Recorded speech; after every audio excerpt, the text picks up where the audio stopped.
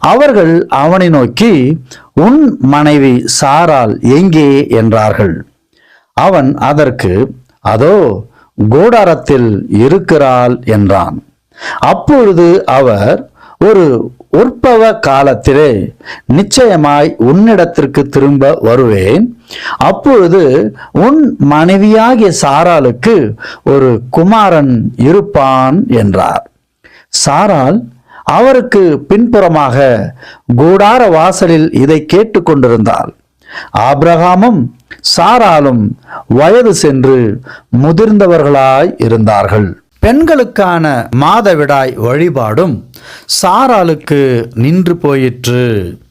ஆகையால் சாராள் தன் உள்ளத்திலே நகைத்து, நான் கிழவியும் என் கணவன் வயது சென்றவனுமாய் இருக்கிறான், பிறகு எனக்கு இன்பம் உண்டாயிருக்குமோ